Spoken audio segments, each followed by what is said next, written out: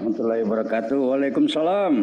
Oke, mohon parkir sejenak ya. Kita lagi membicarakan kekuatan mimpi. Baik, lanjut Gus. Terkait dengan Muhammad Qasim dari Pakistan itu. Yai Romli tentu akan membantah ya pendapatnya Prof. Asumsi yang tentang cocokologi nama-nama tadi dan dari kelompoknya. Tapi nanti ya kita harus tertib. Nanti aku kasih waktu Yai Romli untuk membantah. Silahkan saja.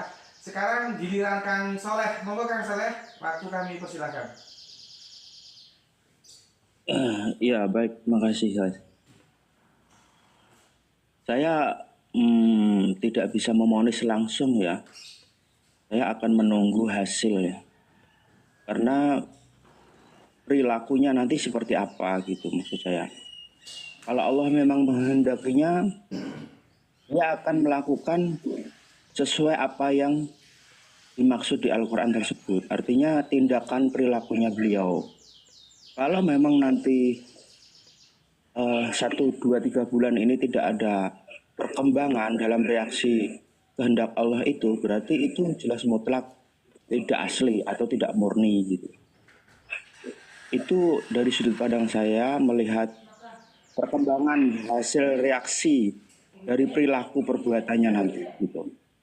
Karena sosok Imam Mahdi kan jelas ya, artinya petunjuk ya. Untuk apa sih petunjuk gitu kan. Nah dari situ saya tidak langsung berani memonis palsu atau tidaknya. Terkait mimpi yang sudah saya sampaikan di depan tadi ya seperti itu. Ada salah satu cerita kisah saya gini.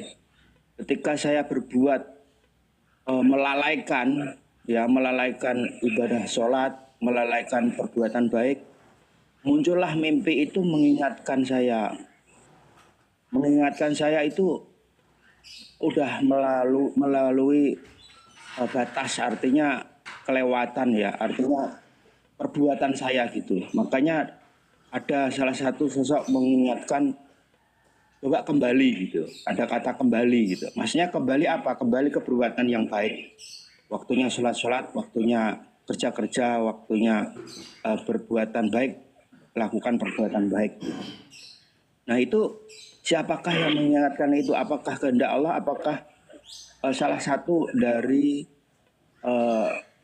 tubuh kita yang di dalam, yang tidak terlihat itu gitu. Maksud saya itu seperti itu. Tapi kalau terkait mimpi yang dari luar diri itu nggak semua orang bisa. Salah satu yang sudah saya sering terbuktikan ketika saya di TikTok kayak gini, ketika saya tertidur tuh orang diskusi di TikTok masuk ke alam mimpi saya. Ketika saya bangun, apa yang saya sampaikan pas kata teman saya yang di TikTok ini gitu loh. Jadi itu ya pas kebetulan. Jadi umpamanya disengaja dicoba lagi yuk, bisa apa enggak? Oh, belum tentu bisa juga gitu. Artinya saya tidak berani memonis itu palsu atau tidaknya gitu Mas, dari saya. Oke, Kang Soleh. Melihat reaksi perkembangan nanti aja gitu. Oke, bagus. Kang Soleh, seandainya ini kita seandainya kan, tapi kan sesuatu yang harus kita akui, apapun adanya, apapun mimpi Muhammad Qasim itu, dia mendapatkan sambutan lah ya dari ustadz-ustadz kita ya. Itu juga sesuatu yang harus kita lihat sebagai sesuatu ya kebaikan lah ya. Ada tamu dari Pakistan, saudara Islamnya datang gitu, disambut gitu.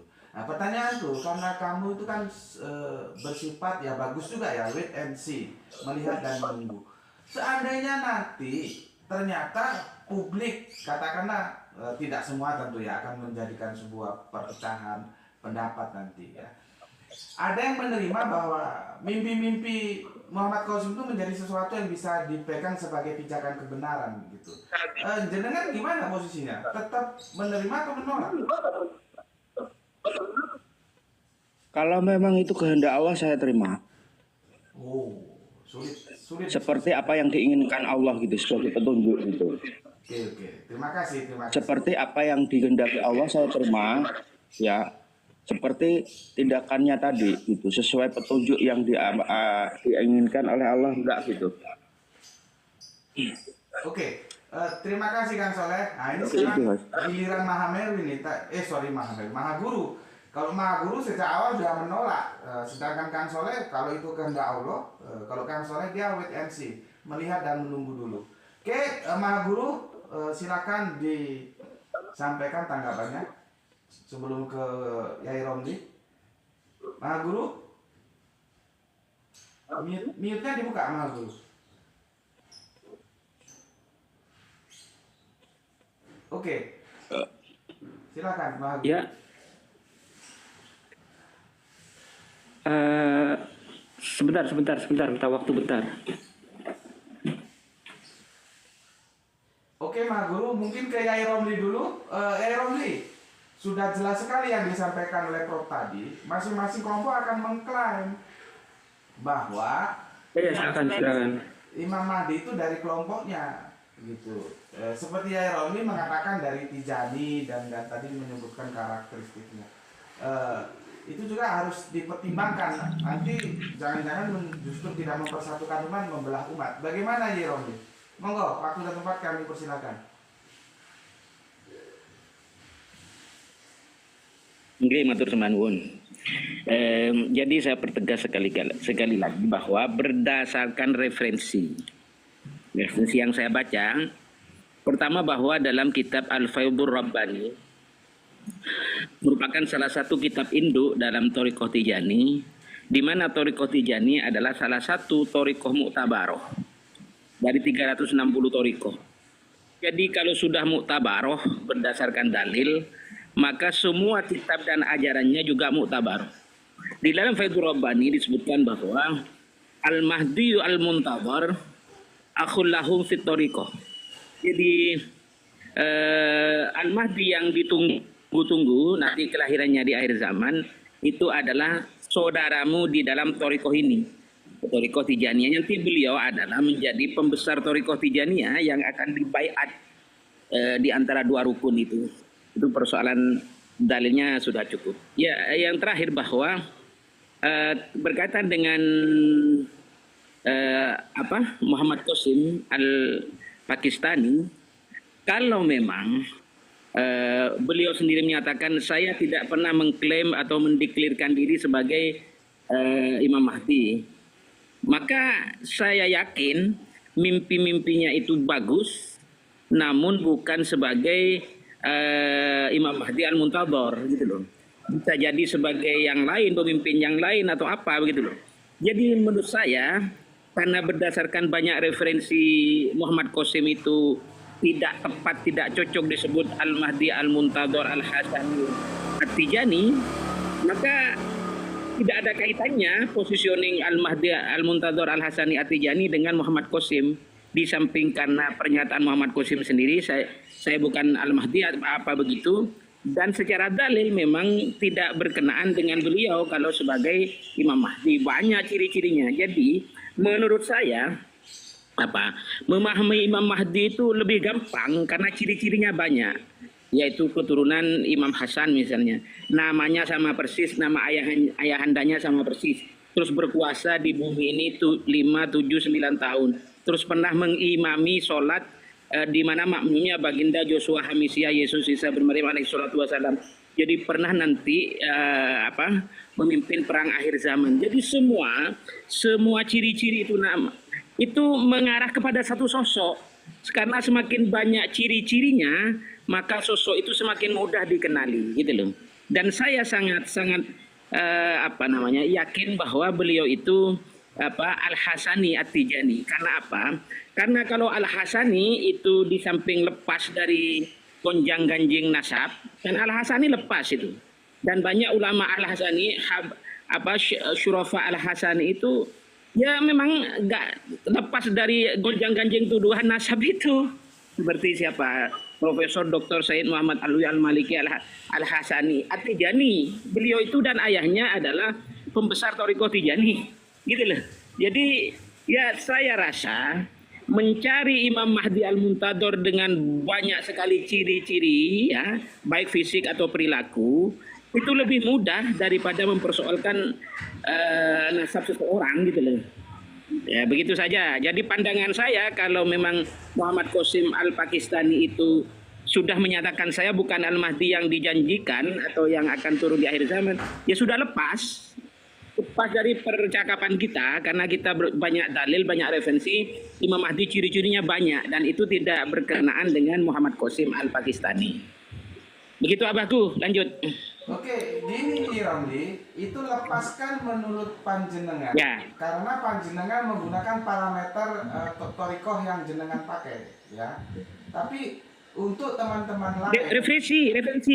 iya, panjenengan menggunakan referensi dari torikot jenengan gitu. Sedangkan torikot ini banyak, tapi nggak apa-apa. Bukan sebentar. Faidur Robbani itu salah satu referensi dari puluhan atau ratusan referensi yang menyebutkan ini berkuasa, ini apa Al-Hasani, ini apa memberi rezeki. Itu hadis-hadis itu. Menjadi imam itu bukan dari referensi Tijani yang banyak itu ciri-cirinya. Menjadi muamnya baginda Yesus itu dari hadis-hadis hampir mutawatir itu abah. Begitu. Oke, terima kasih ya Romli, dan untuk yang di bawah tolong bantu tap-tap ya supaya nggak rungkat. Prof sepertinya perlu segera memberikan tanggapan supaya tidak miss ya. Untuk Mahameru dan Pak JP mohon sabar sejenak. Iya. Akhirnya kelompok Prof yang bicara Prof. Gimana Iya. Prof? Ya. Kelompok hadis itu bukan kelompok abahku. Gus Bede ini mancing kok. Itu hadis yang saya baca. Oke, hadis. Oke nih Romli. Jadi begini. Hadis. Berarti kelompok torikonya nggak dibawa Ya. gitu ya? Nggak harus dari toriko Tijani ya? Bukan. Dari berbagai banyak hadis itu yang hampir mutawatir ditambah ciri-cirinya menurut kitab dari Thariqah Tijani gitu loh. Sekarang sebutkan Thariqah yang lain apa ada nubuatan semacam itu? Gak ada kan? Itu maksudnya.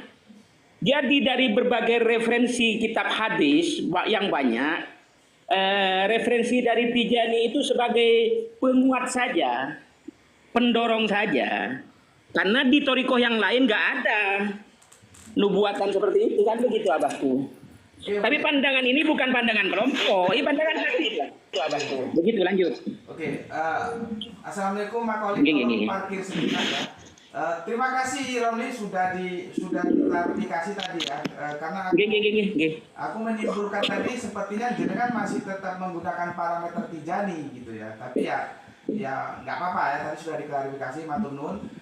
Monggo Prof, silakan Prof, waktu tempat kami persilahkan. Ya, kalau saya sih menghormati saja ya, menghormati referensi dari berbagai sumber ya. Apalagi cuma ada paradoksnya di sini. Ini referensi bukan referensi internal Tijani, ini referensi yang muktabar. Tapi hanya Tijani saja yang punya. Ini kan jadi paradok kan akhirnya kan seperti itu kan. Yang lain nggak punya kayak gitu. Nah, hal semacam ini juga jadi keselamatan kita kan. Memang kalau kenyataannya seperti itu mau ditambah lah.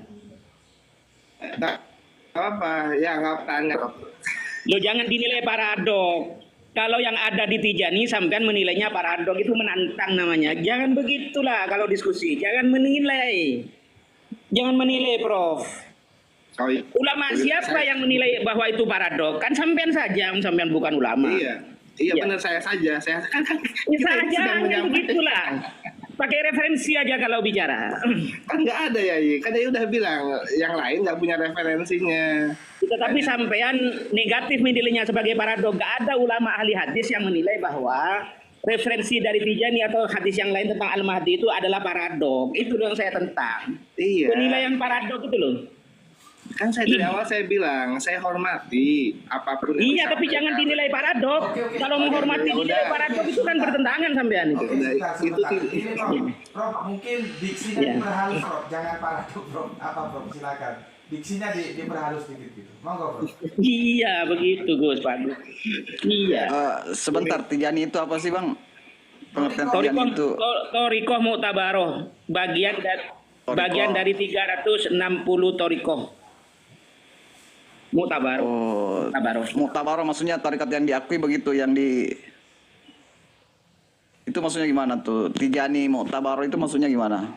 Jadi konsep kata-kata mu'tabaro itu sama dengan apa mutasil, yaitu Mutasil, bersambung. bersambung ya, Apa yang bersambung bersambung? sanadnya ya? Sanad dan Iya, iya. nasabnya, gitu loh. Oh. Itu sudah dari hadis atau Broni dan dari kitab Al-Mizanul Kubronya Asy'aroni itu yang kita bicarakan ini. Juz 1 Iya. halaman 33 Enggak, maksudnya itu. arti perkata Tijani itu apa, Bang?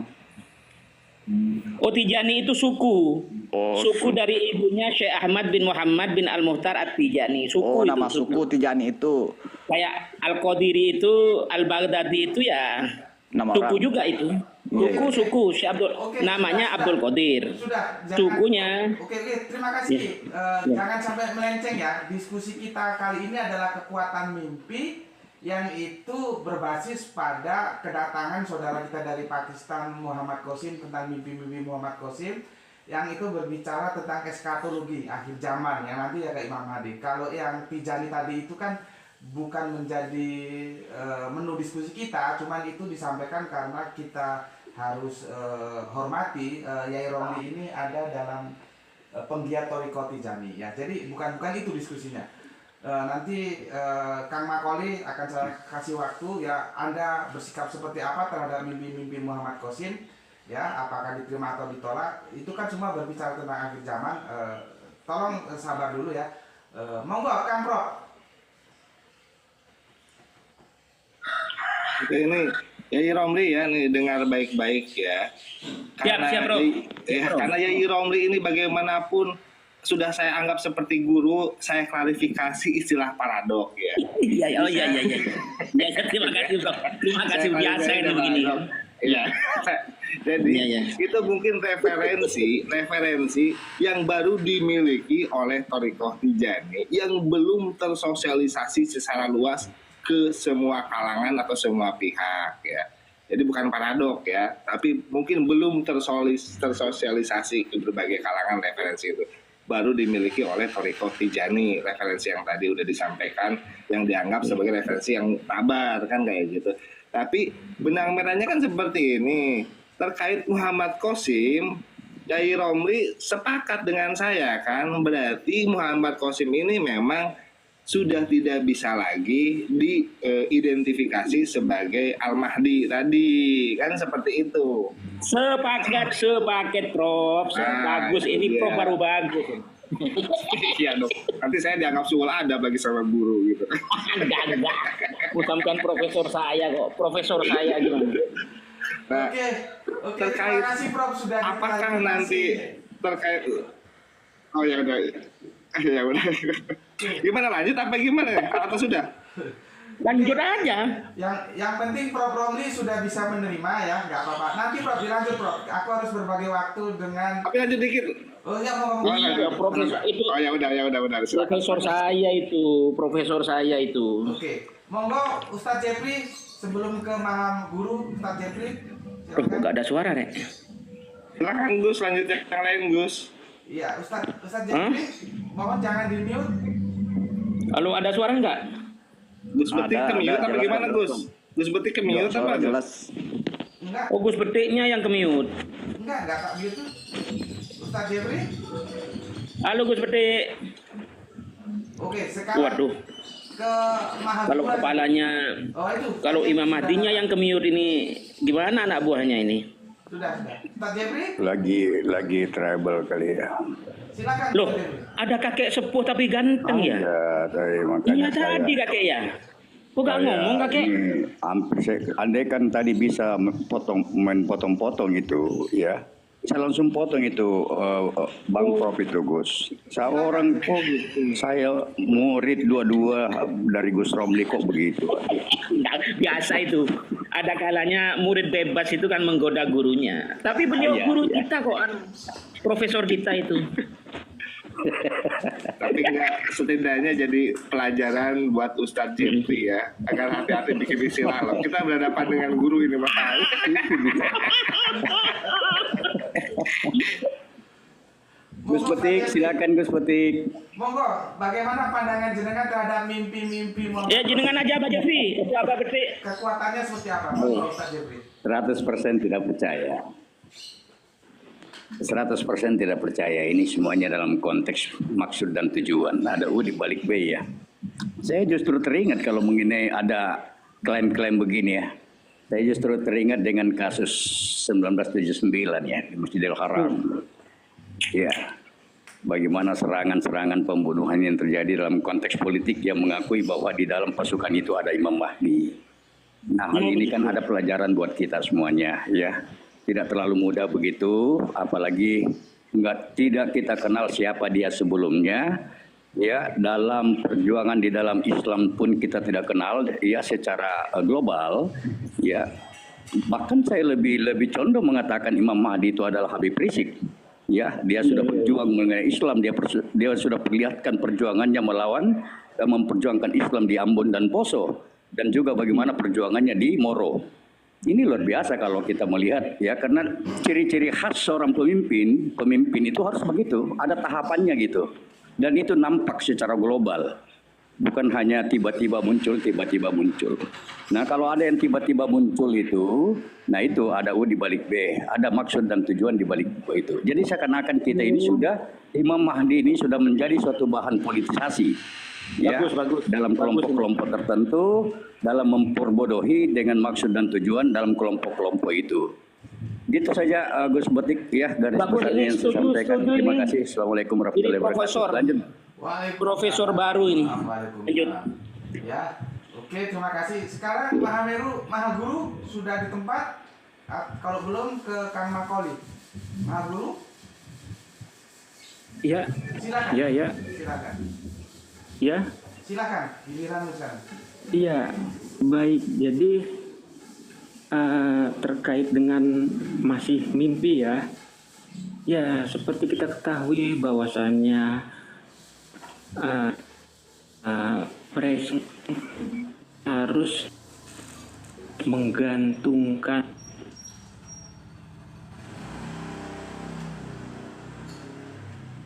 dijadikan cita-cita, dijadikan pengharapan, bukan mengaku-ngaku. Kalau mengaku-ngaku itu namanya bukan menciptakan harapan, tapi ego. Karena manusia itu egonya besar, maka dia akan tersingkirkan oleh egonya itu. Boleh bermimpi sampai setinggi langit, tapi karya nyata yang diperlukan. Karya Bagus ini. nyata. Mahaguru ini Dan bagus, juga Prof. bukan hasil fotokopi dari ulama-ulama terdahulu. Jangan berbanggalah dengan bukunya ulama-ulama terdahulu. Zaman sekarang tuh harus sesuai dengan perkembangan zaman petunjuknya. Kalau buku-buku zaman dulu itu kan petunjuk di masa lampau. Nah, Pasti di masa sekarang ada petunjuk yang lebih terbarukan. ini yang tidak bagus ini, Prof. Makanya kita harus menggunakan karya orisinil. Di mana karya kamu? Jangan mengekor terus, jangan ngikutin doktrin aja. Karyamu ciptakan. Sabar, Yeromi, sabar. Jangan ya. menurut buku anu. Iya, silakan. Justru saya Sabar, Gus Beti, sabar.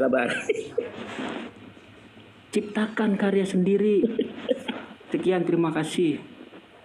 Oke, Kang Iya, nggak Makoli, apa-apa. Memang harus Ada ada yang lagunya. 1 menit Kang Makoli. Nah, karena Kijai Romli akan segera memberikan tanggapan dahsyatnya.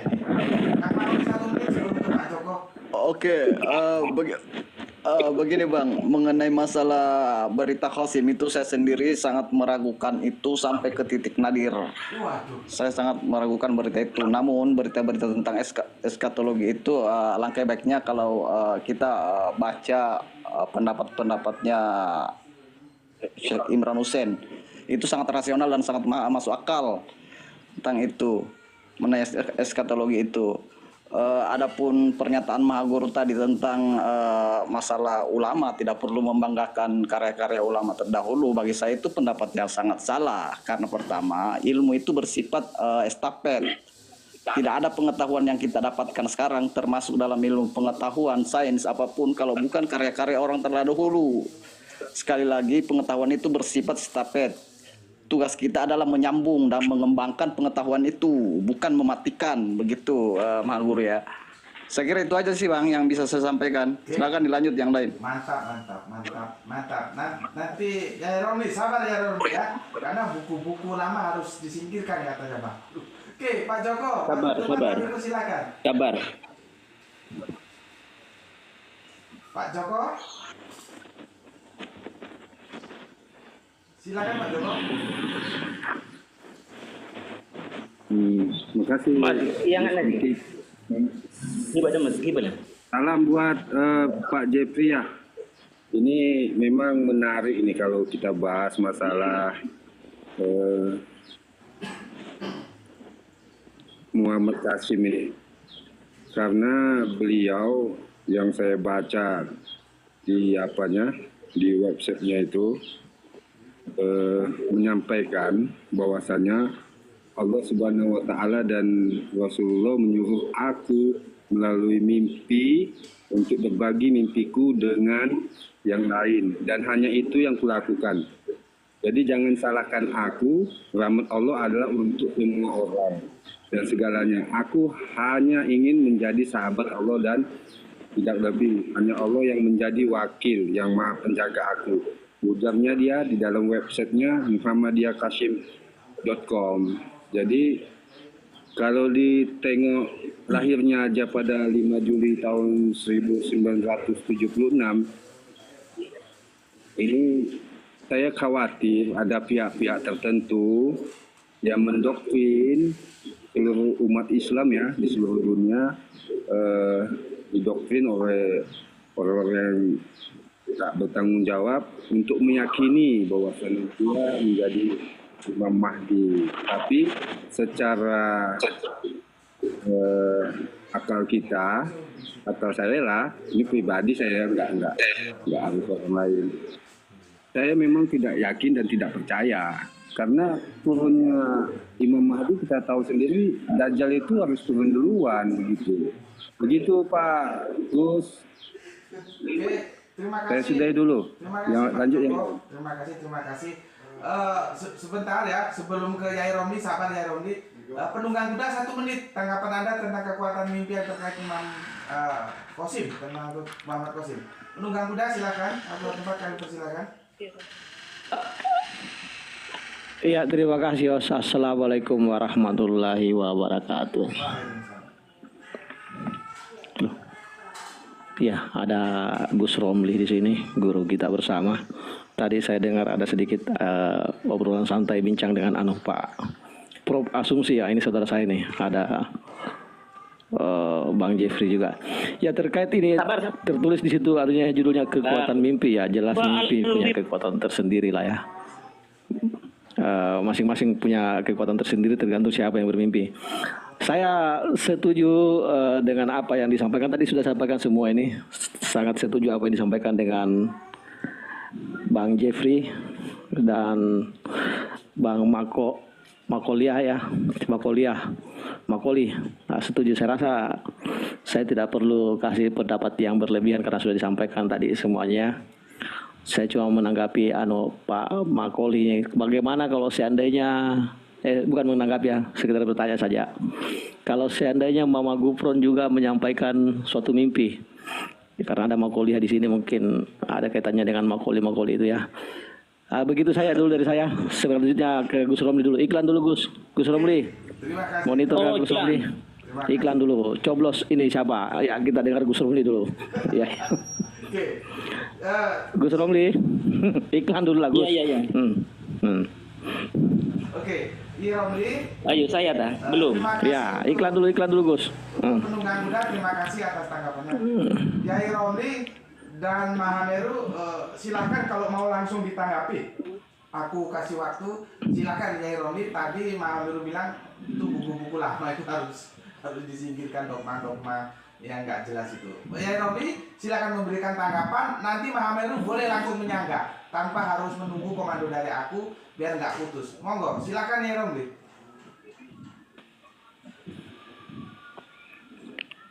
Iya Romli, gue sinyalnya ya. Silakan Gus. Ini saya baru ketemu dengan senior saya, Daeng Lala penunggang kuda dari